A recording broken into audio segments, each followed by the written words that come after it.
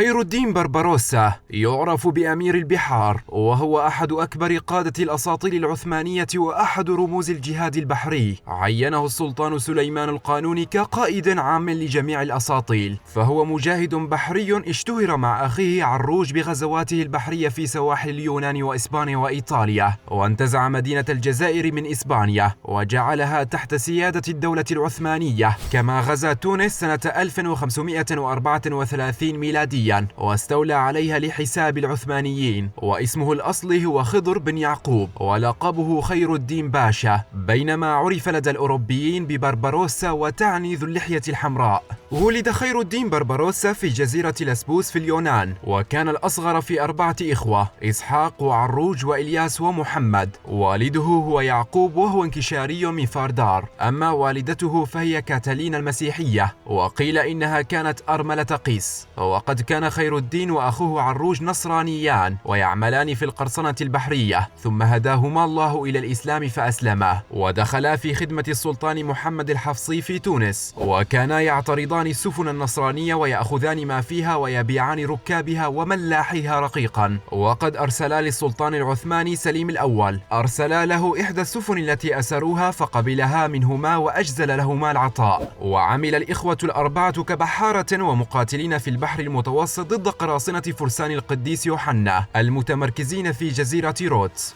قتل إلياس في إحدى المعارك وأسر عروج في رودس، الذي ما لبث أن فر منها إلى إيطاليا ومنها إلى مصر. واستطاع عروج أن يحصل على مقابلة مع السلطان قانصوه الغوري، الذي كان بصدد إعداد أسطول لإرساله إلى الهند لقتال البرتغاليين، فأعطى هذا السلطان لعروج سفينة بجندها وعتادها لتحرير جزر المتوسط من القراصنة الأوروبيين. وفي حوالي عام 1505 استطاع عروج الاستيلاء على 3 مراكب، واتخذ من جزيرة جربة في تونس مركزا له، ونقل عملياته إلى غرب المتوسط. وذاعت شهرة عروج الآفاق عندما استطاع بين عامي 1504 و 1510 عندما استطاع إنقاذ الآلاف من مسلمي الأندلس ونقلهم إلى شمال إفريقيا. وفي عام 1516 ميلاديا استطاع تحرير الجزائر من الإسبان، وأعلن نفسه حاكما على الجزائر. واستطاع عروج أن يقيم حكومة قوية في الجزائر، وأن يطرد الإسبان من السواحل التي احتلوها، ويوسع من نطاق دولته حتى بلغت تلمسان. وفي هذه الأثناء اتصل بالسلطان العثماني سليم الأول، وكان قد تمكن من ضم مصر إلى دولته، وأعلن عروج طاعته وولاءه للدولة العثمانية، غير أن إسبانيا هالها ما يفعله عروج ورجاله، ورأت في ذلك خطرا يهدد سياستها التوسعية ويقضي على أحلامها ما لم تنهض لقمع هذه الدولة الفتية. فأعدت حملة عظيمة بلغت 15,000 مقاتل، تمكنت من التوغل في الجزائر ومحاصرة تلمسان، ووقع عروج أسيرا في أيديهم، وللأسف قتلوه في شعبان من سنة 924 هجريا الموافق سنة 1518. ومن هنا انطلقت حكاية أخيه خير الدين بربروسا. أتى خير الدين بربروسا بعد أخيه في جهاده ضد الإسبان، ولم تكن قواته تكفي لمواجهة خطر الإسبان، فاستنجد بالدولة العثمانية طالبا العون منها والمدد. فلبى السلطان سليم الأول طلبه، وبعث إليه بقوة من سلاح المدفعية، وأمده ب2000 من جنوده الانكشارية الأشداء. ثم واصل السلطان سليمان القانوني هذه السياسة، ووقف خلف خير الدين يمده بالرجال والسلاح. ولم يكن خير الدين أقل حماسة وغيرة من أخيه، فواصل حركة الجهاد وتابع عملياته البحرية حتى تمكن من طرد الإسبان من الجيوب التي أقاموها على ساحل الجزائر، وضم إلى دولته مناطق جديدة، وقادته رغبته الجامحة في مطاردة الإسبان إلى غزو السواحل الإسبانية، وهذا الذي أفزع الغزاة وألقى الهلع والرعب في قلوبهم. ثم قام خير الدين بعمل من جلائل الأعمال، حيث أنقذ 70,000 مسلم أندلسي من قبضة الإسبان الذين كانوا يسومونهم سوء العذاب، فنقلهم في سنة 1529 مستخدما أسطولا من 36 سفينة، وذلك في 7 رحلات متتالية، ووطنهم في مدينة الجزائر الجزائر، وهذا ما حصنها ضد الهجمات الإسبانية.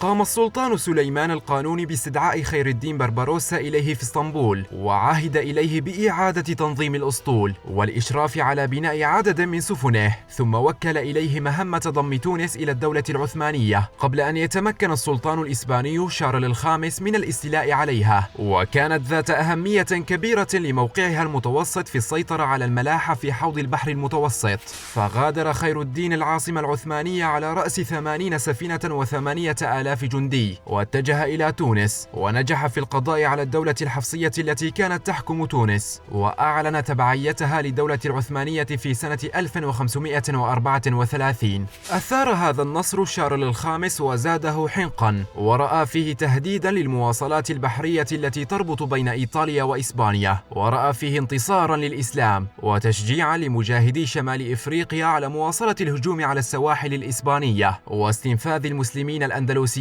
ولهذا تحرك على الفور وقاد حملة جرارة على تونس تمكنت من الاستيلاء عليها في السنة نفسها. ورد خير الدين على هذا الانتصار بغارة مفاجئة على جزر البليار في البحر المتوسط، فأسر 6,000 من الإسبان وعاد بهم إلى قاعدته في الجزائر. ووصلت أنباء هذه الغارة إلى روما وسط احتفالات البابوية بانتزاع تونس من المسلمين.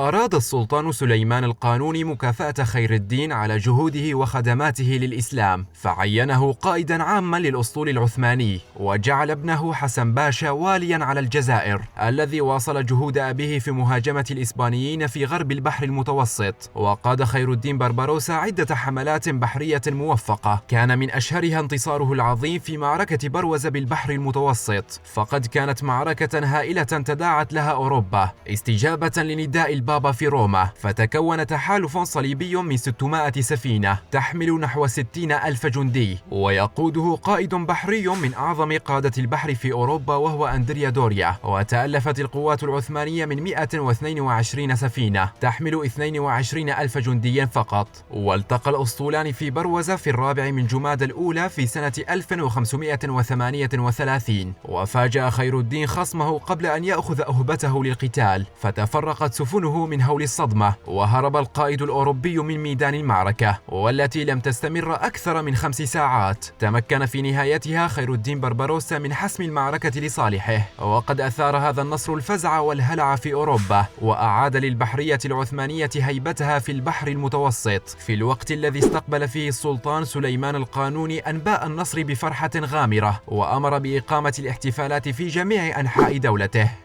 كانت فرنسا ترتبط بعلاقات وثيقة مع الدولة العثمانية في عهد سليمان القانوني، ولذلك لم يتأخر السلطان عن تقديم المساعدات الحربية التي طلبها منه فرانسوا الأول ملك فرنسا، وذلك أثناء الحرب التي اشتعلت من جديد بينه وبين الإمبراطور شارل الخامس حول دوقية ميلان شمال إيطاليا. فكلف السلطان سليمان القانوني قائده الباسل خير الدين بربروسا بقيادة هذه الحملة، وكانت هذه آخر مرة يقود فيها إحدى حملاته المظفرة.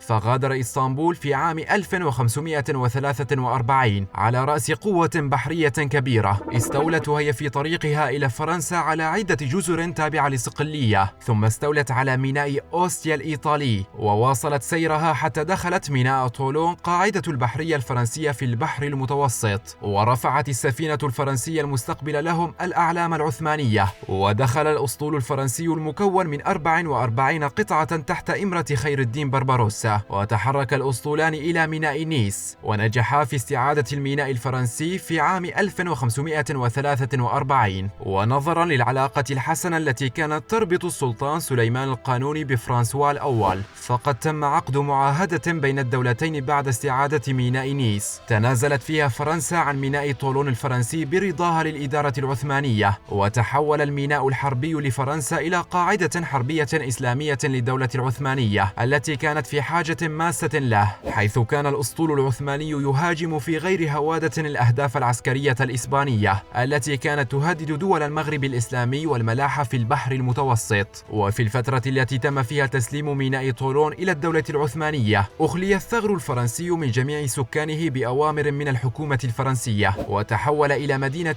إسلامية عثمانية رفع عليها العلم العثماني، وارتفع الأذان في جنبات المدينة، وخلال 8 أشهر فقط فقط. شن العثمانيون هجمات بحرية ناجحة بقيادة خير الدين على سواحل إسبانيا وإيطاليا، وكانت هذه الحملة المظفرة هي آخر حملة يقودها خير الدين بربروسا، فلم تطل به الحياة بعد عودته إلى اسطنبول، حيث توفي في 5 من جمادى الأولى في سنة 1546 عن 65 عاما. توفي في قصره المطل على مضيق البوسفور بالأستانة، مسطرا صفحة مجيدة من صفحات التضحية والفداء والإخلاص للإسلام وردع القوى الصليبية الباغية.